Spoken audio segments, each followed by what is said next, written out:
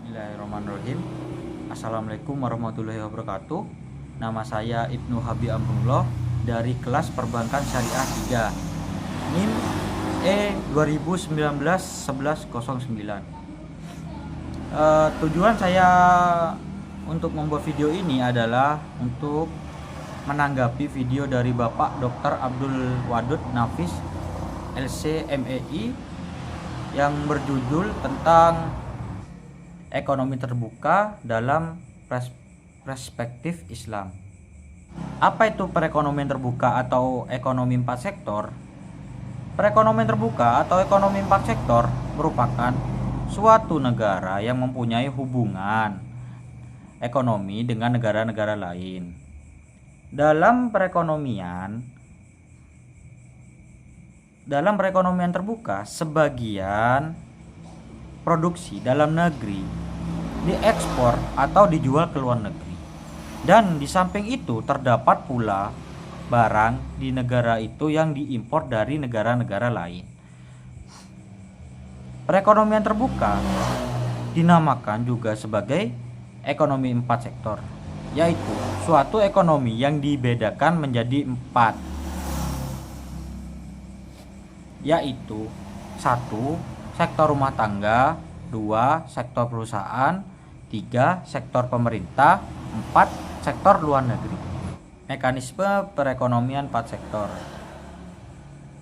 Jadi mekanisme perekonomian 4 sektor yaitu kegiatan ekonomi pasar-pasar yang meliputi pasar barang, pasar tenaga kerja, pasar uang dan lembaga keuangan, serta pasar luar negeri. Dari diagram circular flow terdiri dari 4 komponen, yaitu 1. Rumah tangga yang berhubungan dengan pemerintah. Pada awalnya, rumah tangga juga menjual SDM yang dimilikinya kepada pemerintah. Dari interaksi antara rumah tangga dan pemerintah dipertemukan pada pasar tenaga kerja. Kemudian, dari penjualan SDM tersebut, rumah tangga mendapatkan penghasilan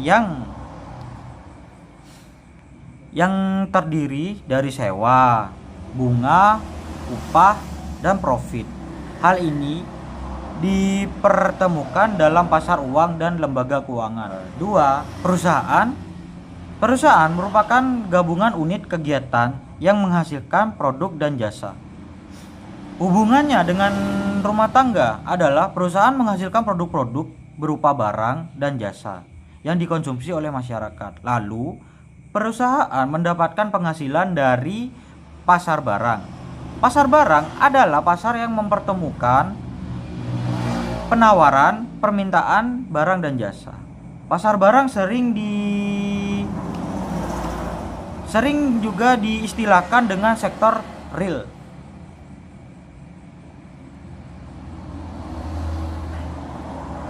Yang ketiga, pemerintah. Pemerintah bertindak sebagai pembuat dan pengatur kebijakan masyarakat dan bisnis.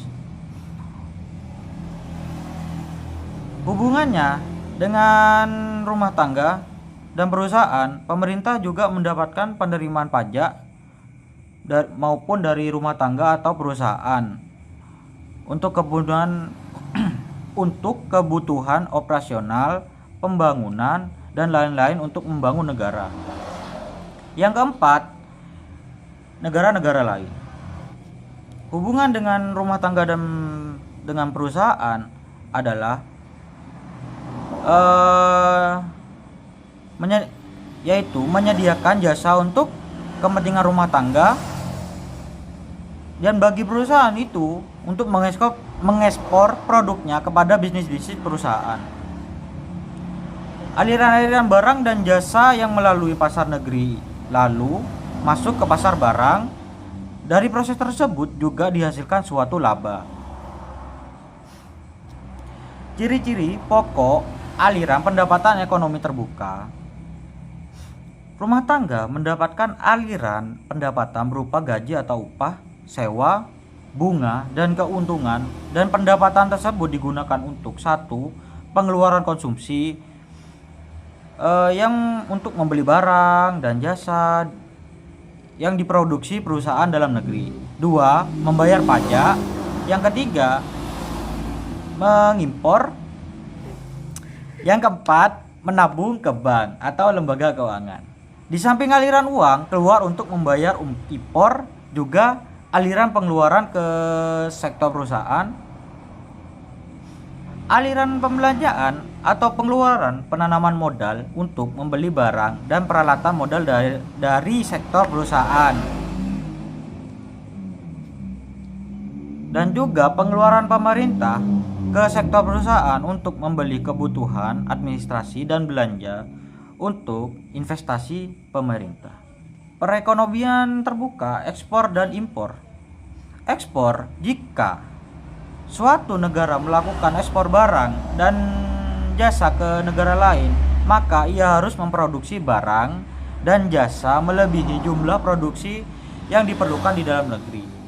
Dengan meningkatkan jumlah produk, barang dan jasa yang dihasilkan oleh suatu negara, maka hal ini juga memungkinkan pendapatan nasional negara tersebut.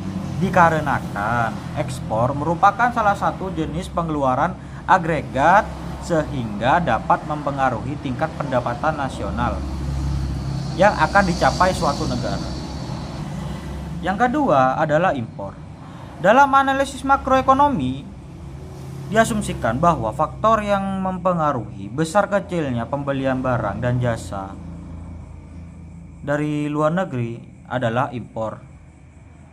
Kemampuan yang mampu membayar daya beli negara tersebut terhadap barang impor.